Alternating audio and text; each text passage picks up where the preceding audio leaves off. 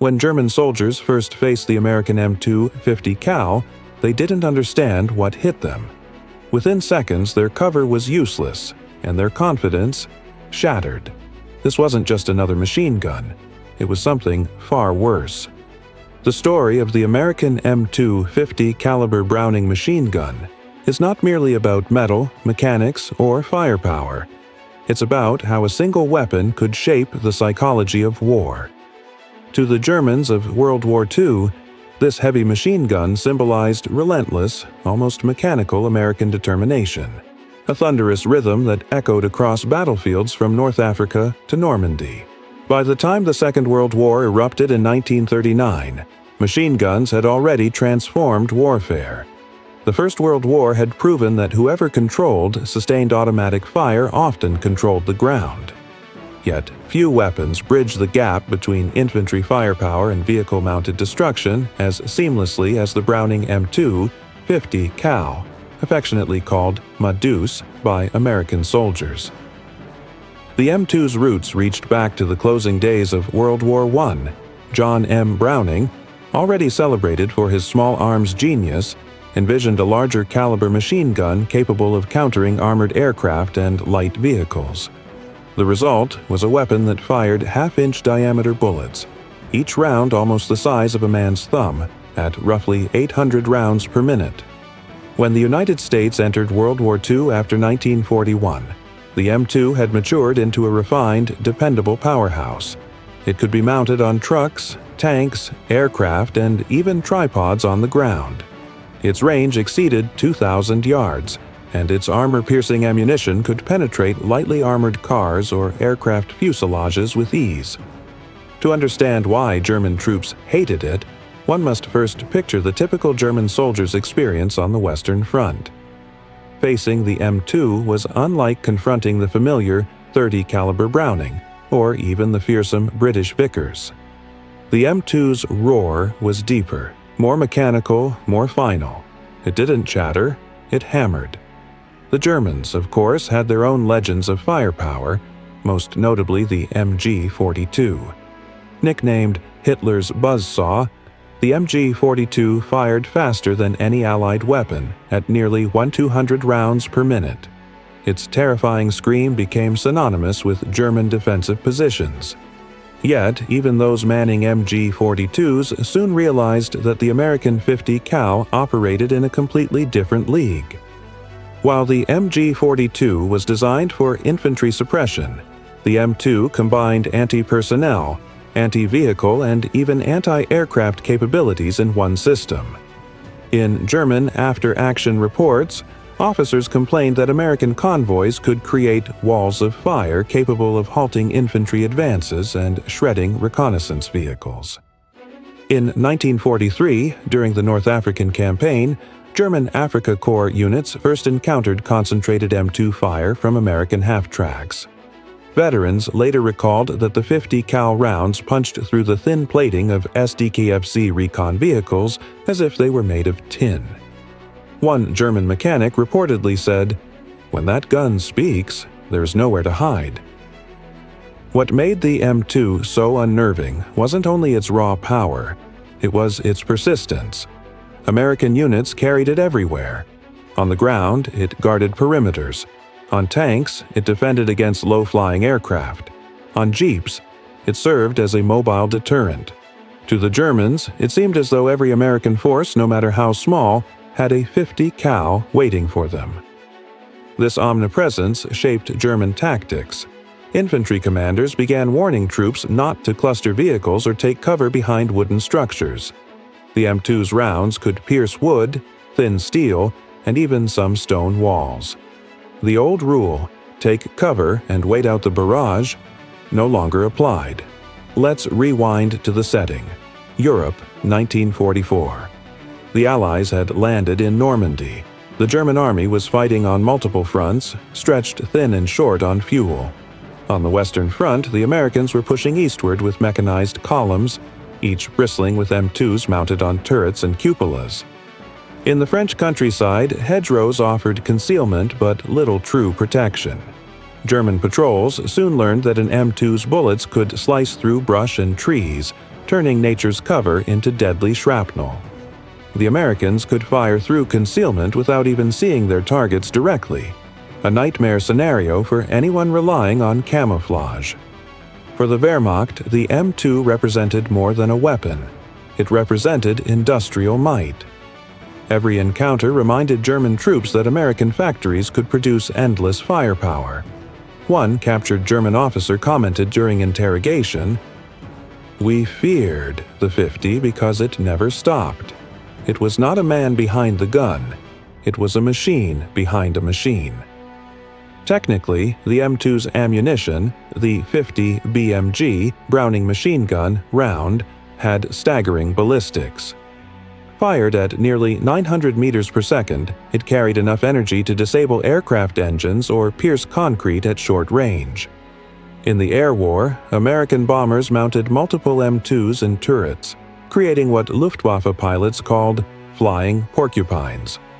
German fighter pilots quickly learned to respect that sting. A single pass on a B-17 bomber could expose them to streams of 50 cal tracers from every direction. Pilots described returning to base with wings perforated like Swiss cheese. The Luftwaffe eventually called the defensive zones around bomber formations death circles. Yet the ground war delivered an even more personal encounter with the 150 Callum. During the Battle of Normandy, American M4 Sherman tanks and M3 half-tracks frequently opened suppressive fire before advancing. The distinct thud of the M2 signaled to German infantry that their light cover would not last long. In one report from the 2nd Panzer Division, soldiers described how even armored cars became vulnerable. The enemy's heavy machine guns penetrated our reconnaissance vehicles. One after-action note read, "We had to abandon them once the first shots struck." Despite their own technological prowess, German forces lacked an equivalent heavy machine gun. They relied instead on 13mm MG 131s or 15mm MG 151s, typically mounted on aircraft or static defenses.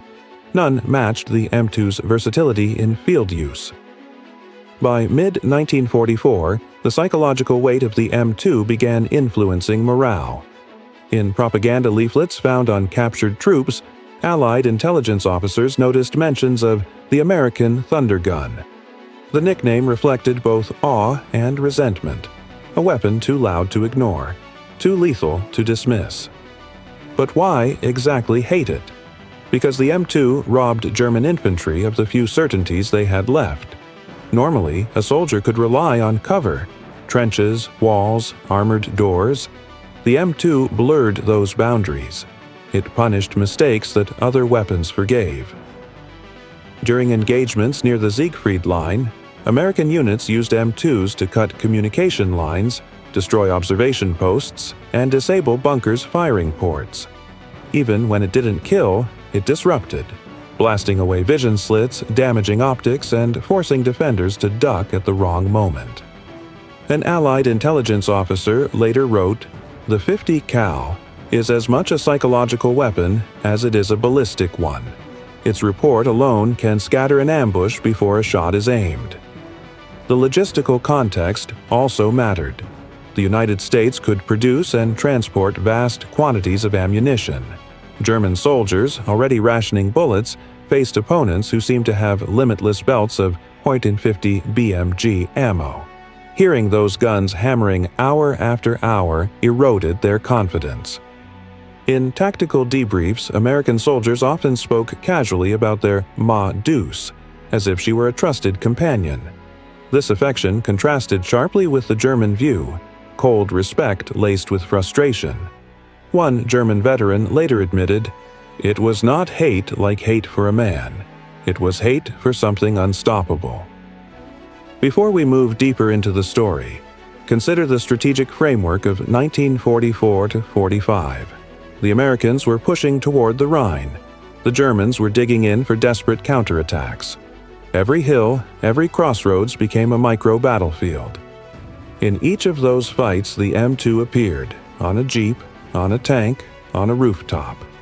From Normandy's hedgerows to the Ardennes forests, the M2 became the Americans' universal answer to any problem.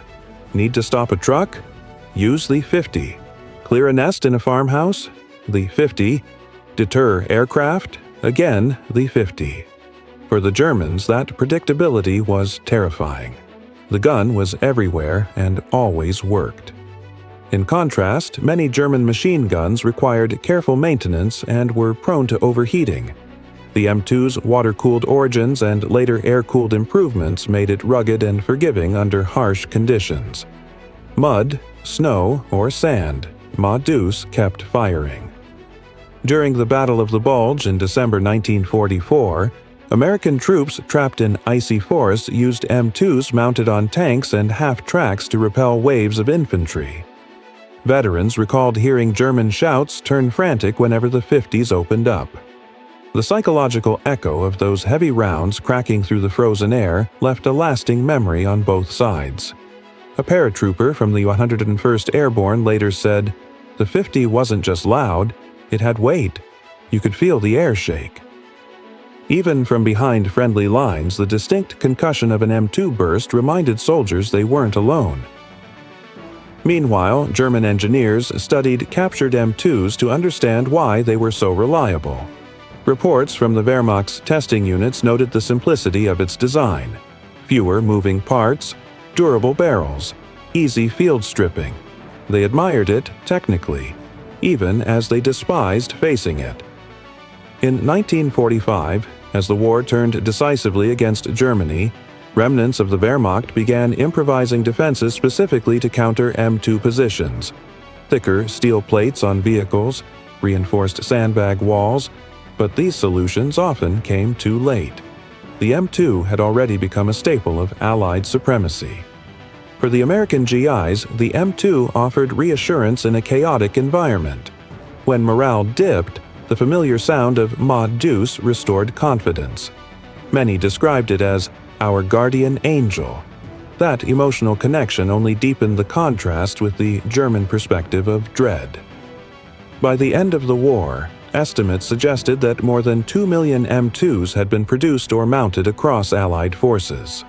From bombers over Europe to ships in the Pacific, the weapon spanned the entire globe. Few tools of war were as universally present or as universally feared. Looking back, historians often cite the M2 as one of the most effective and enduring firearms ever built. Its service life extended far beyond 1945, continuing through Korea, Vietnam, and into the 21st century. But for the Germans of World War II, its reputation was cemented in a single word: hate, the grudging respect born of helplessness. And so begins our deeper dive. In the next chapter, we'll step into the muddy fields and frozen roads where German soldiers first confronted the 50 cal face to face. We'll explore specific battles, testimonies, and the turning points that transformed fear into tactical adaptation. Because to truly understand why they hated it, we have to see the war through their eyes, under the roar of engines, the flash of tracers, and the unyielding rhythm of America's most infamous gun. 37. The first large-scale encounters between German ground forces and the M2 and 50 cal came during the North African campaign of 1942-1943. The desert, vast and open, offered little cover. When American convoys rolled across the dunes, their half-tracks bristling with M2s, German reconnaissance patrols quickly discovered that distance alone could not guarantee safety. Even vehicles more than a kilometer away were vulnerable to the half-inch bullets slicing through the dry air. Corporal Hans Richter of the 15th Panzer Division later recalled seeing tracer lines as thick as pencils streak toward his position. He described how a single burst from a U.S. half-track destroyed their observation truck and forced his men to abandon a perfectly good defensive ridge. "It felt like lightning that never stopped," he said years later. In those early months, German commanders still underestimated the weapon. They viewed it as an oversized infantry gun, wasting precious ammunition. But as engagements multiplied, reports of its effectiveness accumulated. After the battles of Kasserine Pass and El Guitar, field officers warned that American units could suppress entire platoons using only 2 or 3 50 cals working in coordination. By mid-1943, when Allied forces invaded Sicily, the M2 had earned a reputation for domination on open ground. German machine gunners who had previously relied on the long reach of their MG-34s found themselves outranged. The 50 cal's heavy bullets cut through walls and vehicles that would normally shield infantry. It was not just fire, it was pressure, constant and unforgiving. One Luftwaffe liaison officer wrote that Allied columns seemed armored in sound. Everywhere they went, the deep rhythmic thunder of the 50 cal followed. Even when the gun wasn't firing, its presence weighed on morale. Troops began to say, "If you hear the big one, move, or you won't move again." As the campaign moved north into Italy, mountain terrain replaced desert plains. Here, the M2's adaptability shone. Mounted on jeeps or set on tripods along narrow passes, it dominated approach routes and mountain roads. German paratroopers from the Fallschirmjäger units noted that advancing toward American positions often meant confronting interlocking zones of 50 cal fire that could reach across valleys. During the bitter fighting near Monte Cassino, Allied engineers even mounted M2s on bulldozers to clear debris under fire. The image of a seemingly indestructible machine pushing forward while spitting streams of fire became symbolic of Allied persistence. German defenders, entrenched in rubble, found that no amount of sandbags truly stopped the bullets. Technically, the M2 had an advantage beyond brute force. It was stable. Its recoil system and heavy tripod allowed steady bursts at long range. Where lighter guns wandered under sustained fire, the Coit 50 cal held its line. That accuracy allowed American gunners to target machine gun nests and sniper positions with pinpoint precision. In late 1943, captured German documents from the Italian front revealed new standing orders. Avoid direct visual exposure to American armored convoys at distances under 1,000 meters. The reason, cited, heavy automatic fire of unusual penetration. Though the memo never named the weapon, the soldiers knew what it meant. Then came the Normandy landings of June 1944. Here, the M2 truly became legend. Each landing craft carried them. Each Sherman tank bore one atop its turret. When German defenders opened fire from bunkers, American gunners answered with the deep, percussive beat of Mod Deuce. The 50 cal smashed embrasures, shattered concrete edges, and pinned defenders inside. Survivors of the 352nd Infantry Division later said that the noise alone disrupted communication. "You could not shout over it," one veteran explained. "It drowned the world." Some described bullets punching through their observation slits, ricocheting inside, and forcing them to retreat deeper into the bunkers. After D-Day, as the Allies advanced through the hedgerow country of Normandy, the M2 found new purpose. American units mounted them on half-tracks nicknamed meat choppers because they could cut through thick vegetation and enemy ambushes alike. For German troops accustomed to using hedgerows as cover, the weapon turned safety into vulnerability. A diary recovered from a German sergeant near St. Lo reads, "Every bush can kill you. They fire through the leaves as if they see through them." That helplessness, being hit by something invisible yet precise, fueled both fear and anger. The psychological strain deepened as rumors spread. Soldiers began exaggerating the weapon's power, claiming it could cut men in half or melt armor. Though these tales were technically false, they reflected genuine trauma. Facing the M2 meant accepting that no place was safe for long. Meanwhile, American tactics evolved. Instead of conserving ammunition, they used the M2 to establish immediate dominance. A platoon entering a village would first unleash brief bursts to silence potential snipers or machine gun nests. German troops, unsure where the shots came from, often abandoned positions before the real firefight began. By autumn 1944, the weapon's legend had spread across Europe. German intelligence reports described American large-caliber machine guns capable of sustained fire against fortifications. Engineers attempted to reinforce light tanks and armored cars with additional plates, but weight limits restricted effective upgrades. The Americans, on the other hand, kept increasing their stockpiles. In the Hurtgen forest, where fog and dense trees muffled vision, the .50 cal was used less for offense and more for psychological control. Units fired short, echoing bursts into suspected ambush zones. The noise bounced between trees, creating the illusion of multiple heavy guns surrounding the enemy. German patrols often withdrew after only hearing it. One American lieutenant recalled, "Half the time we didn't even see them. We just fired, and they disappeared into the mist." Fear itself became a weapon, one the M2 delivered with remarkable consistency. When the Battle of the Bulge erupted in December 1944, winter blanketed Belgium in snow. The M2s mounted on tanks and half-tracks became lifelines for freezing soldiers. Visibility was poor, and German counterattacks came suddenly out of the fog. The heavy gun's distinctive rhythm echoed like a heartbeat of resistance. At Bastogne, besieged paratroopers from the 101st Airborne used scavenged M2s to defend road junctions. Their accounts describe snow erupting in fountains as the bullets tore through drifts and trees. German infantry trying to flank the positions found that even armored personnel carriers could not withstand the barrage.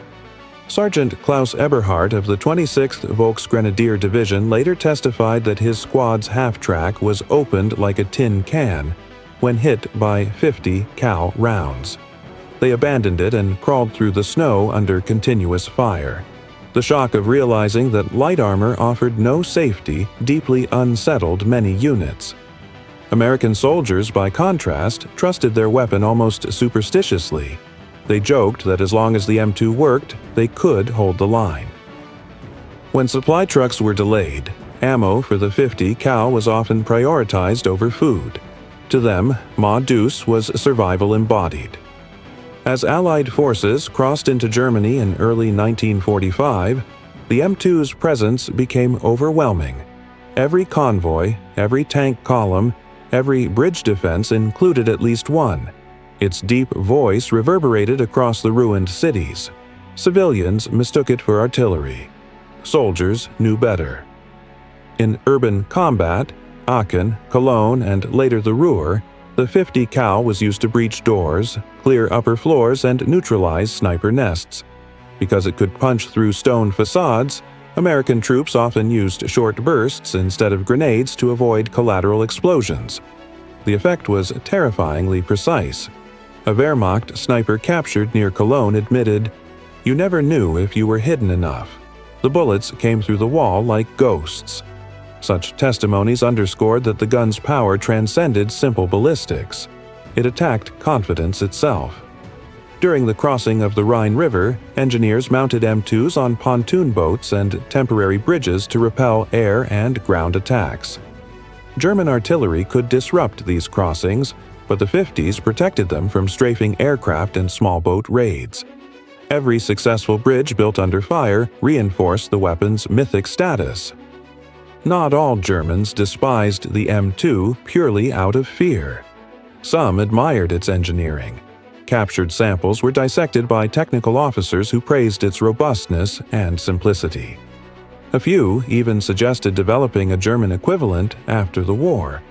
Ironically, admiration and hatred existed side by side. For frontline soldiers, though, that nuance vanished. When an American column approached, the deep bass beat of the .50 cal signaled overwhelming force. The usual German countermeasure, concentrated MG-42 fire, often failed because the M2's range outmatched it. Attempts to ambush convoys frequently ended before they began. By this stage of the war, Allied air superiority ensured that most German advances occurred under constant surveillance. Combined with ground-mounted M2s, this surveillance created deadly synergy. The Germans could be seen, tracked, and struck long before they closed the distance. Inside bunkers and trenches, some soldiers reported physical effects of the sound alone. vibrations that rattled helmets and tools. One medic wrote that after prolonged exposure, troops developed headaches and temporary hearing loss even without being directly targeted. The battlefield was not only lethal, but deafening. The gun's versatility reached new heights with the American armored divisions racing toward the Elbe. Mounted on turrets, tanks fired the .50 cal at everything from enemy trucks to low-flying aircraft. Gunners often described drawing lines in the air, with tracers to deter strafing runs. In April 1945, near Magdeburg, an American reconnaissance unit used M2s to stop a column of retreating German vehicles.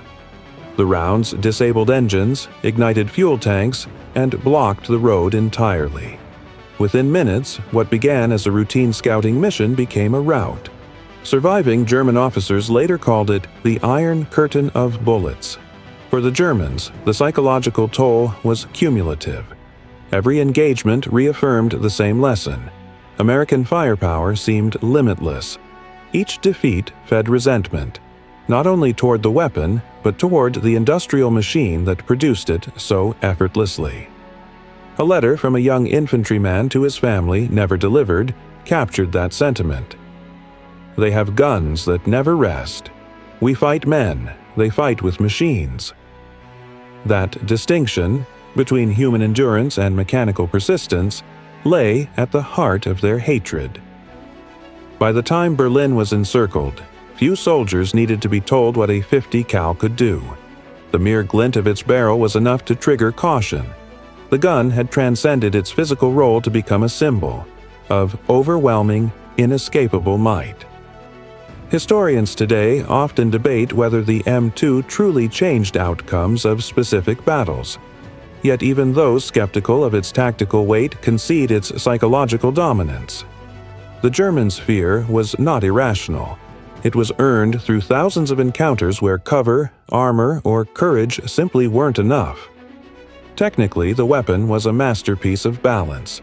Not too complex to maintain, not too heavy to deploy, and capable of both precision and brutality depending on the operator's intent. Its continued service into the 21st century proves how right Browning's design was.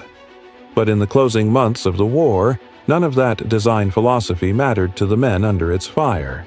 They remembered the tearing sound, the invisible reach, the hopeless attempts to hide.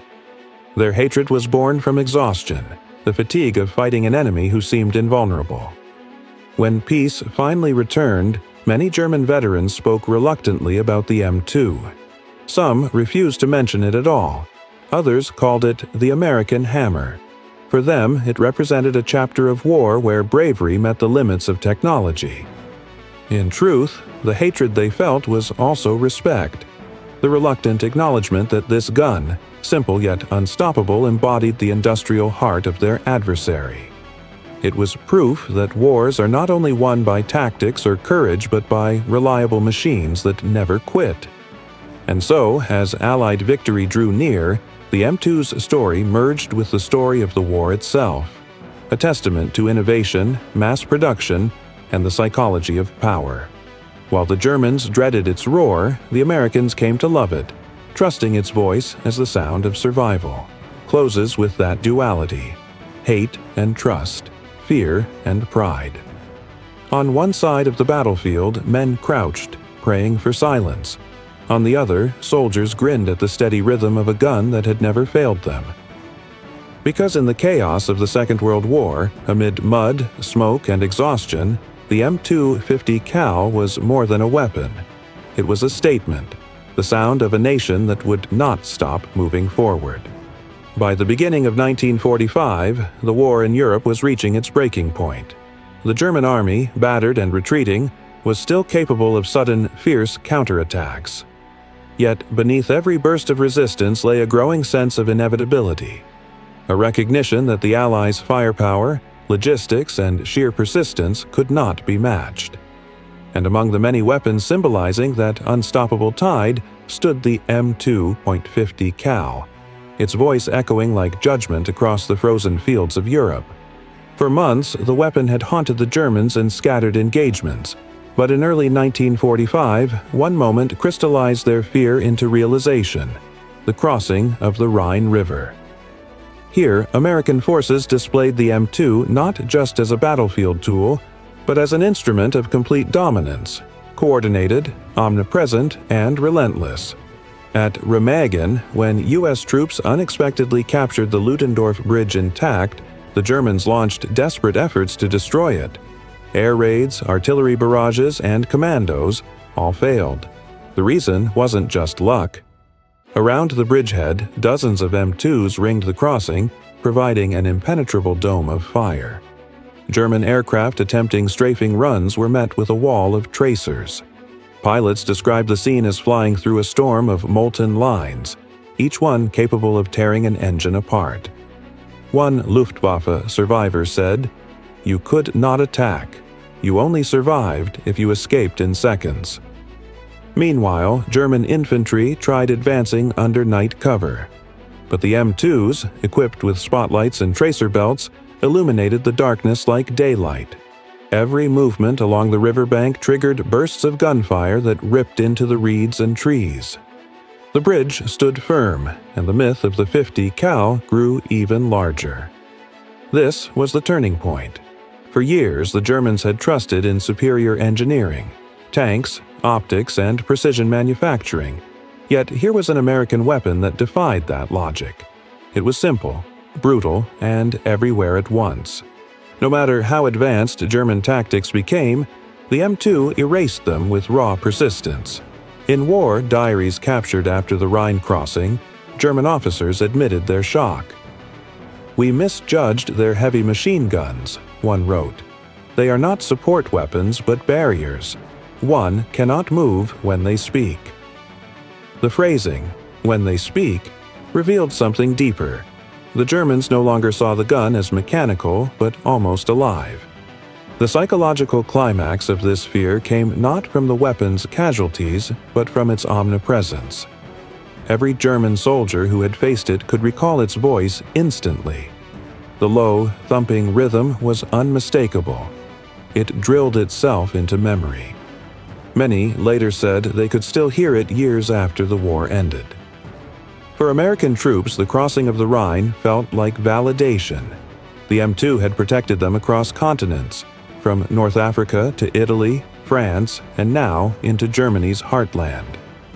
Gunners took pride in their mastery of the weapon, often naming their guns or decorating the barrels with nicknames like Screamin' Bessie or The Judge.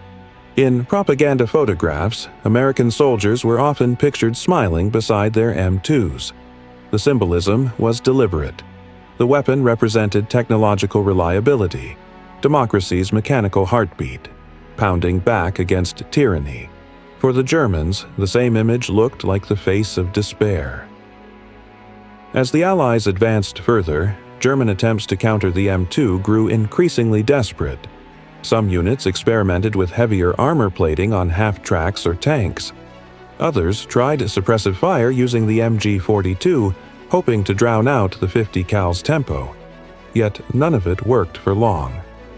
In urban battles like Cologne and Frankfurt, the M2 found new purpose. Mounted on rooftop positions, it provided overwatch for advancing infantry. German sharpshooters attempting to fire from windows were met with devastating accuracy. The 50 cal could literally erase the edge of a building where a rifle flashed. Civilians watching from cellars later recalled the rhythmic bursts that made walls tremble. They didn't know the name of the weapon, but they recognized its tone: heavy, deliberate, mechanical. To them, it became the soundtrack of the end. One German officer, Oberleutnant Karl Reinhardt, described in his memoirs how his unit attempted to ambush an American convoy near Kassel. Hidden behind a row of brick houses, they waited for the lead jeep to enter their kill zone. But before they fired a single shot, the 50 cals on the jeeps opened up. Within seconds, brick fragments filled the air and every window shattered. "It was not a fight," Reinhardt wrote. "It was a storm made of metal." That realization, that the 50 cal could erase cover itself, marked the end of tactical illusions. Soldiers who once trusted their environment now found it working against them. Walls crumbled, Doors splintered and even reinforced shutters gave way. The psychological effect was worse than any physical wound. As the Allies closed in on the Ruhr pocket, the last major German resistance west of the Rhine, entire divisions were surrounded. For the encircled troops, the sound of M2 fire was a daily reminder that escape was impossible. Convoys of prisoners marched past wrecked vehicles pockmarked by half-inch holes, proof of what had pinned them down. Reports from German engineers studying these wrecks told a consistent story. Penetration clean through armor up to 20 millimeters thick at close range. In simple terms, the M2 could disable anything short of a tank and sometimes even damage the lighter sides of one. That combination of mobility and lethality changed everything about how the Germans viewed combat against Americans. They were used to facing mortars, artillery, and aircraft, threats predictable and distant. But the 50 cal brought destruction close, intimate, immediate. It was the enemy's breath on their neck. By spring 1945, even veteran units like the Panzer Lehr Division reported plummeting morale. American machine guns heavier than rifle caliber are causing disproportionate losses, one commander wrote. They suppress movement even without direct hits. It wasn't just killing power, it was control through fear. For many soldiers, the sound of the M2 meant stop. It conditioned behavior like a reflex. When they heard it, they froze, ducked, or abandoned their plan entirely. In a war of seconds, that hesitation proved fatal. Meanwhile, American gunners grew more confident, even artistic. They learned to walk fire across targets with surgical precision, sweeping bursts low to high, left to right. Infantry squads learned to move under that covering fire like dancers synchronized to a brutal rhythm. Some Allied commanders described the 50 cal as their silent partner, a weapon that rarely failed, never questioned, and always delivered. In a war defined by uncertainty, that reliability was priceless. At this stage, the M2 had achieved something few weapons ever did: psychological supremacy. It wasn't merely feared, it was expected, inevitable. Every German plan had to account for it. Every ambush had to consider its range. Every advance had to find ways around it. That constant calculation exhausted commanders and demoralized troops. The German army prided itself on efficiency and precision, yet here was a weapon so simple that it made all that training seem useless. During the chaotic final battles of April 1945, there were reports of German troops surrendering after brief firefights dominated by M2 bursts. They didn't wait for artillery or airstrikes. They surrendered to the sound of the heavy machine gun alone. In many ways, this was the emotional climax of the M2's legend. Not the destruction it caused, but the surrender it inspired. The gun became a psychological shorthand for American inevitability. Wherever it was heard, the end was near. One American lieutenant from the 2nd Armored Division recalled a night attack near Hanover. His unit came under mortar fire, and visibility was poor. But once their M2s began firing, the enemy's bombardment stopped. In the morning, they found abandoned mortars and tracks leading away into the forest. No bodies, no pursuit. Just silence. Fear had done the work. Even in the air, the M2's dominance reached its peak. The skies above Germany swarmed with Allied bombers, each bristling with 50 cals in turrets and waist positions. German pilots approaching bomber formations described their tracer streams as iron curtains. The Luftwaffe, already crippled by fuel shortages, simply couldn't afford the losses. Some historians later argued that this shift, where technology alone could deter attack, marked the beginning of modern psychological warfare. The M2, through sheer reputation, achieved deterrence without firing a shot. In the streets of Berlin, as Soviet artillery pounded the city and American forces closed from the west, the 50 cal remained a symbol. It represented an army that didn't stop to rest. Even when it wasn't present, German soldiers spoke of it as though it haunted them from beyond the front lines. An SS officer captured during the final days of April summed it up bitterly. "The American gun, big, loud, endless. We had no answer to it." Those words, recorded in interrogation notes, encapsulated years of accumulated frustration. The turning point wasn't any single battle.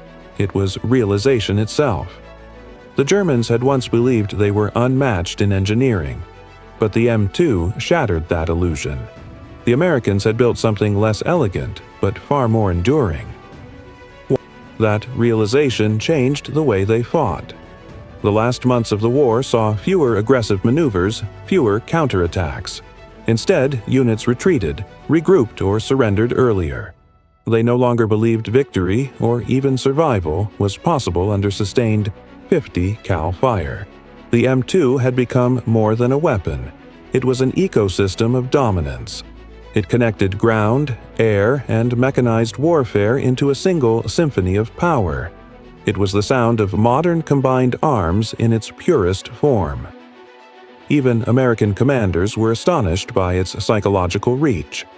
General Omar Bradley once noted that the heavy Brownings were as valuable for morale as for defense. To the men behind them, Deuce wasn't just hardware. It was home, security, and vengeance all at once. This convergence of human emotion and mechanical reliability marked the true climax of the M2's legacy. On one side, admiration and trust; on the other, fear and hatred. Together, they defined the psychological landscape of the war's final year. By May 1945, when Germany finally surrendered, the M2 had already written itself into legend. It would remain mounted on vehicles rolling through victory parades, its black barrel gleaming beneath celebratory banners. The soldiers who had served alongside it treated it almost like a comrade, a survivor of every front. For the Germans who endured its fire, memory lingered longer than the sound. The M2 was not the deadliest weapon of the war, nor the most advanced, but it was the one that made them feel powerless. And that feeling, more than casualties or defeats, was what broke morale. When historians speak of turning points, they often look for grand strategies or famous leaders. Yet sometimes turning points hide in the hum of machinery, the rhythmic pulse of a gun that simply refuses to stop firing. The M2's climax, then, wasn't in victory itself, but in the moment its opponents realized there was nothing they could do to stop it. From that moment on, the outcome of the war was no longer a question, it was a countdown. Because in that final year, as the smoke settled over ruined cities and rivers ran with the reflection of tracer fire, one truth became undeniable. The Germans no longer feared defeat, they feared the sound that announced it. When the guns finally fell silent in May 1945, the world that emerged was unrecognizable. Europe lay in ruins, cities reduced to rubble, and nations exhausted by 6 relentless years of conflict. Amid the debris, thousands of M250 cals sat mounted on tanks, half-tracks, and fortifications, silent witnesses to a war they had helped define. For many German veterans, their metallic outlines became ghostly reminders of a sound they would never forget. The aftermath of the M2's legacy stretched far beyond the end of the war. It wasn't merely a successful weapon, it was a statement of philosophy, a reflection of the American approach to warfare: simple design, mass production, and mechanical reliability over artistic precision. The Germans, once convinced that sophistication equaled superiority, were forced to rethink what effective truly meant. In the post-war years, Allied occupation forces cataloged countless weapons. Among the MG-42s, Panzerfausts, and Mausers, the M2 stood apart. It didn't just survive, it remained useful. While many wartime designs became museum relics, the M2 continued service without fundamental change. Engineers marveled that a weapon conceived in 1918 could still outperform most modern counterparts nearly 3 decades later. The German military establishment, disbanded and later reformed as the Bundeswehr under NATO, quietly studied the M2's success. Reports noted how its adaptability, mountable on trucks, ships, and aircraft, embodied the flexibility the Wehrmacht had lacked. The lesson was clear: the future belonged not to complex weapons, but to reliable ones. Meanwhile, American commanders faced a different realization. The psychological advantage the M2 gave them had been enormous, but it also revealed something profound about human warfare. Fear, they learned, could be engineered as effectively as firepower. The sound of the weapon, its presence on the field, was often more decisive than the number of casualties it inflicted. This insight influenced the development of post-war doctrine. The U.S. Army's emerging concept of fire superiority, the idea that control of the battlefield came from suppressing enemy movement rather than destroying it, owed much to the lessons of the M2. The weapon had proven that fear and suppression could be just as powerful as destruction. For Germany, however, the psychological scars were personal. Veterans who later served in NATO training programs admitted that, even years later, they could identify the distinct rhythm of the M2 by ear. It wasn't a sound, they said, it was a memory. Many compared it to hearing thunder before a storm. In memoirs written during the 1950s, former Wehrmacht and Luftwaffe soldiers described the weapon in almost mythical terms. "It was not the biggest killer," one wrote, "but it was the one that made us feel hunted." That sentiment, being hunted rather than engaged, defined the trauma of facing an enemy who always seemed mechanized, tireless, and inevitable. Psychologists studying post-war veterans noticed an unusual pattern. Soldiers exposed to prolonged 50 cal fire during the war displayed stronger symptoms of what would later be called combat stress reaction. The sound and vibration, the constant sense of exposure, had left a deeper mark than many artillery experiences. The M2 had attacked both body and mind. On the industrial side, the weapon became an enduring symbol of American manufacturing philosophy.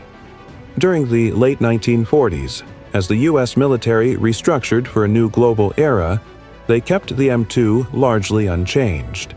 While jet engines and atomic bombs redefined warfare's extremes, the humble heavy machine gun stayed the same, because it worked. To the Germans who now rebuilt under Allied oversight, that constancy was almost humiliating. Their own wartime innovations, the V-2 rocket, the Me-262 jet fighter, were dazzling but fragile, demanding rare materials and meticulous care. The M2, in contrast, was crude, robust, eternal. It embodied a kind of pragmatism they had underestimated. In the 1950s, when West Germany rejoined the Western Alliance, many of its officers attended joint training with U.S. forces. There, to their astonishment, they saw the M2 again, mounted on American jeeps, guarding airfields, defending bases. A few veterans recognized the silhouette instantly. One reportedly muttered, "It's still here. The old monster lives." That moment carried a strange duality. To the new generation of German soldiers, the M2 represented partnership and protection. But to those who had faced it 30 years earlier, it remained a symbol of defeat, the sound of the old world collapsing. The global reach of the M2 only deepened its legend. When the Korean War erupted in 1950, American troops once again deployed it in mountains and frozen valleys, much like in Europe. Reports from Chinese and North Korean soldiers mirrored the Germans' descriptions almost word for word: unstoppable, unfair, everywhere. In Vietnam, 2 decades later, the M2 returned once more, mounted on helicopters, riverboats, and forward bases. Journalists nicknamed it the Eternal Gun, and even critics admitted it remained a masterpiece of engineering endurance. For those who remembered its World War II origins, it was almost unbelievable. The same weapon that terrorized the Wehrmacht was now echoing in jungles half a world away. 136. Back in Europe, German historians began to reevaluate how such a simple design had achieved mythic status. In academic circles, they coined the term technological intimidation. the idea that a weapon's psychological influence could outlast its tactical purpose. The M2 became a case study in that phenomenon. In military museums across Germany, captured M2s were displayed behind glass. Visitors were often surprised to learn that the weapon still served active armies. Guides would explain that the same gun, designed before Hitler even came to power, was still mounted on NATO vehicles guarding the Berlin Wall. It was both relic and prophecy. The irony wasn't lost on former German officers. Some privately admitted admiration for the Americans' foresight. "They built something for 100 years, one said in a 1961 interview. "We built something for one campaign." In the United States, the M2's designer, John Browning, was celebrated as one of the greatest mechanical minds in history. Though he had died before the weapon's full potential was realized, his legacy grew alongside its longevity. Soldiers affectionately referred to the weapon as the Browning that never quits. Meanwhile, filmmakers, authors, and historians transformed the M2 into a cinematic icon. From black and white newsreels to modern war movies, its heavy metallic rhythm became shorthand for American might. The same sound that once filled German soldiers with dread now filled theaters with awe. For the Germans who lived through it, however, the sound never softened. In veterans' reunions held decades later, conversations sometimes turned quiet when the M2 was mentioned. One veteran said, "It was not the gun's fault. It was our mistake to think courage alone could stop machines." That reflection hinted at the deeper consequence of the M2's reign. It exposed the emotional limits of heroism in industrial warfare. No matter how disciplined or brave, a human being could not overcome mass production and mechanical precision indefinitely. In post-war military studies, analysts identified the M2 as a symbol of mechanized democracy, a weapon so simple and widespread that it erased hierarchy on the battlefield. Any soldier, regardless of rank or background, could wield the same power as an elite unit. The Germans, with their rigid command structure, found that concept unsettling. The weapon's continued relevance also shaped NATO's early Cold War doctrine. American strategists argued that deterrence wasn't just about nuclear arms. It was also about visible, dependable tools of conventional dominance. The M2, guarding every checkpoint, reminded both allies and potential adversaries of that quiet truth: America's machines always worked. For German civilians who had lived through the war, the M2 symbolized something more human. To them, its sound meant occupation, liberation, and the confusing intersection of defeat and survival. It was the noise they heard when Allied convoys rolled into ruined towns, bringing both ration supplies and reminders of loss. Writers and poets of the 1950s sometimes referenced it metaphorically. In one post-war novel, a character describes the heartbeat of the metal gods, a clear allusion to the rhythmic fire of the 50 cal echoing through shattered cities. The weapon had entered not just military history but cultural memory. For the United States, the weapon's endurance became a point of national pride. During the Cold War, military parades often featured the M2 prominently, symbolizing continuity between the victory of World War II and modern readiness. Soldiers joked that it would probably outlast them all, and they were mostly right. By the 1970s, engineers explored ways to replace it with lighter, more modular designs. None succeeded. Every prototype failed to match its combination of reliability, simplicity, and sheer power. The M2 refused to retire. That unbroken service carried symbolic weight. For the Germans, especially military historians, it embodied an uncomfortable truth. The most feared weapon of their past was now guarding the peace of their present. Former enemies now depended on it together. The aftermath of this shared legacy wasn't bitterness, but understanding. Post-war cooperation between US and German forces eventually turned respect into partnership. The same gun that once divided them now defended both sides under a single alliance. And yet, the echoes of hatred lingered in memory. Veterans' interviews often ended with a sigh or a pause when asked about the Hunter 50 cal. Some laughed, calling it the devil's drum. Others shook their heads, unwilling to revisit the sound that had defined their fear.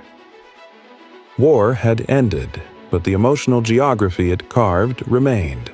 For many, the M2 represented the moment they realized human will alone could not stop progress.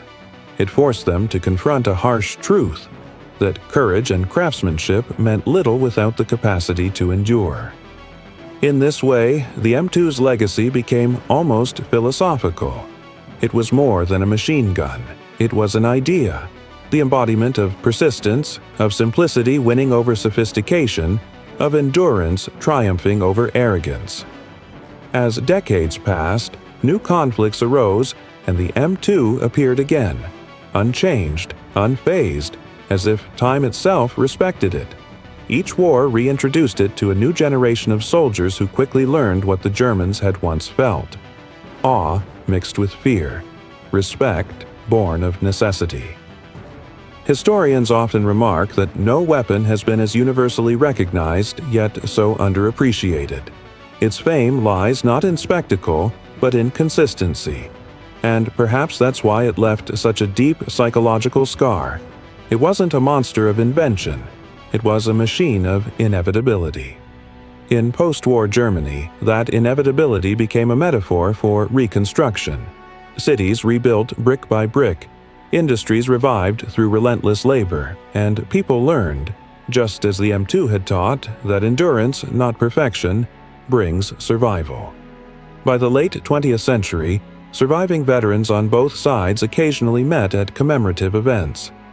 American gunners and former German infantrymen shook hands, sometimes even standing beside restored M2s displayed in museums. Their conversations were quiet but filled with mutual recognition. One such meeting in 1994, marking 50 years since D-Day, became symbolic. A German veteran touched the barrel of a restored M2 and smiled softly. "I hated this sound," he said, "but it told me when to hide and when I was still alive." That strange mixture of gratitude and terror captured the full circle of history. What began as a weapon of domination ended as a symbol of endurance, for both the nation that built it and the ones that survived it. The aftermath of war often buries its lessons under politics and nostalgia, but the M2's story refuses to fade. It remains a reminder that technology doesn't just shape how wars are fought, it shapes how they are remembered. For the Germans, the lesson was humility before simplicity. For the Americans, it was faith in reliability over innovation. Together, those lessons forged a peace built not on pride, but on pragmatism. Today, more than 80 years after its first deployment, the M2 still guards checkpoints, patrols borders, and rides atop modern armored vehicles. The weapon once feared by the Germans now protects their descendants as allies. History, it seems, has a sense of irony. And in that irony lies the quiet truth of the M2's aftermath, that the greatest impact of any weapon isn't destruction, it's transformation. The M2 changed how nations fought, but more importantly, how they thought. From the ashes of hatred came respect. From the rhythm of its fire came the rhythm of rebuilding. And from its relentless endurance came a lesson humanity still struggles to remember: that power, when harnessed with discipline, can defend as well as destroy. As the 20th century rolled forward, the echoes of the M250 cal slowly faded from Europe's valleys and forests. Yet for those who had once lived under its thunder, silence did not erase memory. Every veteran who had faced or fired the weapon carried with them a personal soundtrack of the war, a sound both reassuring and terrifying, depending on which side of the barrel they stood. The Germans remembered it as the voice of inevitability. The Americans remembered it as the heartbeat of survival. Both perspectives spoke to the same truth. The M2 was more than a gun. It was a symbol of endurance, mechanical, human, and moral. When peace settled over Europe, Many believed the world had outgrown such machines. Yet, the M2 never retired. Decade after decade, it stood sentinel wherever conflict erupted. It guarded air bases in Korea, patrolled jungles in Vietnam, and later protected convoys across the deserts of Iraq and Afghanistan. Each new generation of soldiers met the same old weapon, and each discovered that it still demanded respect. The very longevity that once inspired German dread became a quiet reassurance in modern armies. Military engineers tried to improve it: lighter materials, electronic triggers, digital sights, but the core never changed, because it didn't need to. The same receiver, the same recoil, the same heavy rhythm that shook the earth in Normandy still echoed in modern wars. And perhaps that's where the story of hatred transforms into legacy. What the Germans once feared became the foundation of a shared defense. The M2 that once roared across battlefields dividing nations now sat on vehicles carrying NATO flags, guarding peace rather than waging war. Old enemies stood side by side during exercises, their uniforms different, but their weapons the same. For the Americans, it was a reminder of victory. For the Germans, it was proof of survival, and perhaps redemption. History's irony could not have been sharper. When veterans met at reunions decades later, the memories flowed easily. Stories of snow and mud, of deafening noise and blinding flashes, of fear and pride. Some laughed about their younger selves, others grew quiet.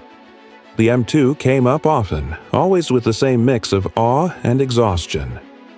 One American gunner who had served in both Europe and Korea once said, "Every time I pull the trigger, I hear my father's war." The weapon had become generational, a living thread connecting soldiers across eras. German veterans, too, came to recognize that connection. In interviews recorded in the 1980s, they often spoke without bitterness. "We hated it," one said, "but we understood it. It was a good gun. Too good."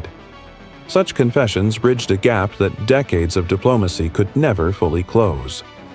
Historians studying the weapon's cultural impact noticed something unusual. Unlike most tools of destruction, the M2 evoked little controversy.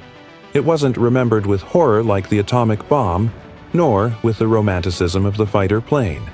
Instead, it represented consistency, reliability without arrogance. The world respected it because it simply worked. That reputation carried weight in military education. Officers teaching at West Point or the Bundeswehr Academy still cited the M2 as an example of design perfection, an artifact of engineering that transcended eras. It taught simplicity, durability, and the value of understanding human psychology on the battlefield. For all its power, the M2 had always relied on the human behind it. Its success depended on discipline, training, and restraint. And perhaps that is why, despite its fearsome reputation, it earned respect instead of hatred after the war ended. The weapon's transformation from terror to teacher reflected humanity's ability to learn from fear. What once symbolized dominance became a lesson in balance, the understanding that technology is only as moral as the hands that wield it. In modern Germany, few traces of wartime hatred remain. Children visit museums and see the M2 displayed beside its old rival, the MG-42. To them, it's history. Two machines separated by ideology but united by innovation. Veterans who once faced each other across battlefields now tell stories to classrooms, reminding students that the line between fear and respect is often drawn by time. The symbolism extends beyond the battlefield. The M2 became part of popular culture, appearing in films, documentaries, and video games. But beneath the spectacle, a subtle reverence persists.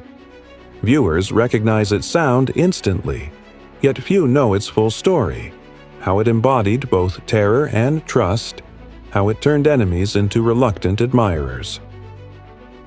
To the engineers who maintain it today, the M2 is a heritage artifact, a living piece of John Browning's genius still earning its keep. Maintenance manuals from the 1940s remain valid. Spare parts from Korea still fit perfectly into modern mounts. It is perhaps the only weapon on Earth to serve continuously for over a century with barely a modification. That kind of endurance defies imagination. Empires have risen and fallen, technologies have transformed the world, yet the M2 endures, unchanged and unrepentant. It stands as proof that perfection sometimes arrives quietly, without fanfare, hidden inside a hunk of steel and a few well-balanced springs.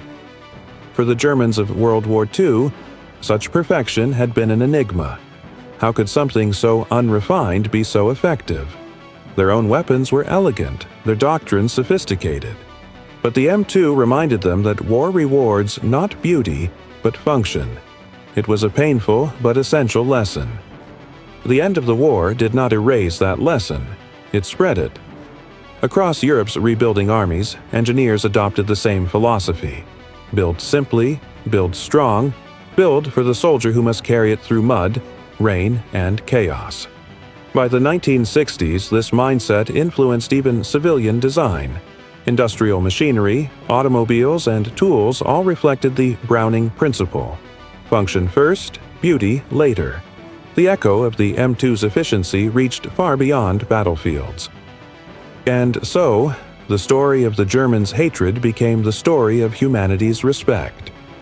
What began as a sound of fear turned into a symbol of endurance. The M2 became not just a weapon, but a metaphor for persistence, adaptability, and the paradox of progress, that the simplest creations often outlive the grandest ambitions. To this day, when modern soldiers fire it for the first time, many describe the experience as almost sacred. The deep recoil, the rhythmic thud, the smell of oil and cordite, it connects them to generations before. They may not know the full history, but instinctively, they sense it. And somewhere, in a quiet corner of Europe, an old veteran might still look up at the distant echo of a heavy gun during training and feel a shiver of recognition. Not fear anymore, but memory. A reminder of a youth spent in fire and of the machine that defined it. Because the M2's story is ultimately a human one. It's about adaptation, about the way technology changes our limits and our expectations. It's about how fear can become respect, and how even the harshest tools of war can teach endurance. In that sense, the weapon outlived its purpose yet fulfilled its destiny. It forced nations to evolve, soldiers to adapt, and designers to rethink what perfection means. It stood as a constant across generations, a silent witness to humanity's endless cycle of conflict and rebirth. Historians often close their analyses by noting that the M2 has fought in every major conflict since 1933. That statistic alone would be enough to secure its fame. But the deeper truth lies in how it shaped minds, not just battlefields. It showed that strength doesn't always roar the loudest. It just keeps going. And for the Germans who once hated it, that realization turned resentment into understanding. They came to see that their hatred was never truly for the weapon itself, but for what it represented, the relentless power of endurance. Modern military theorists sometimes call this the Browning paradox. A weapon designed for destruction becoming a lesson in survival. It's a paradox that defines much of the 20th century, where the tools that ended wars also secured peace. For the viewer watching this story unfold, perhaps the takeaway is simpler. The M2 250 cal isn't just a piece of steel. It's a reminder that greatness often hides in simplicity, and that what we fear most today might someday become what protects us tomorrow. So, why did the Germans hate the American M250 cal more than any other weapon? Because it represented everything they couldn't stop. It was loud, relentless, and utterly dependable. It didn't falter when men did. And that, more than any bullet or bomb, broke their spirit. And yet, that same reliability would later guard their borders, defend their skies, and stand beside them as allies in a new world. History has a way of turning fear into partnership. and the M250 Cal became the steel embodiment of that transformation. When you think about it, that's the strange poetry of progress. A weapon, once despised, now protects the descendants of those who feared it. Its rhythm, once a warning, now hums in defense of peace. Few inventions can claim such a paradoxical legacy. If John Browning could see the century his creation survived, he might not boast. He'd probably smile quietly. His design had achieved something engineers rarely admit they dream of: immortality. The M2's story reminds us that history's greatest weapons aren't always the most powerful. They're the most enduring. They outlast ideologies, governments, and even hatreds. They become part of humanity's shared toolkit, teaching resilience to every generation that inherits them. And perhaps that's why the M2 still matters today. Because behind its heavy frame lies a universal truth: that strength is not about domination, but about reliability. About showing up again and again when it matters most. So, the next time you see this gun in a museum, a movie, or mounted on a modern vehicle, remember what it represents. Not fear, not hatred, but the long, complex journey from conflict to cooperation. It reminds us that even in the darkest chapters of history, some creations endure not to glorify war, but to remind us of its cost and of what we learned from it. The M250 Cal stands as both warning and wisdom, forged in battle but tempered by time. And as this story closes, its echo fades not into silence, but into understanding. The thunder that once rolled over Europe now hums quietly in the background of peace, a heartbeat made of steel, memory, and endurance. Because in the end, every weapon tells two stories, one of fear and one of learning. The Germans' hatred, the Americans' pride, and the world's fascination all converge into a single truth: that technology can shape not just wars, but the people who survive them. And that is why this story endures, because the M250 Cal was never just a gun. It was and remains the echo of human determination. If you've made it this far, you already understand that history isn't only about who won or lost. It's about what endured, what changed, and what we choose to remember. And if you'd like to keep exploring stories like this, tales of invention, courage, and the strange poetry hidden in war, then don't forget to subscribe, like, and share this video. Your support helps keep these forgotten echoes alive.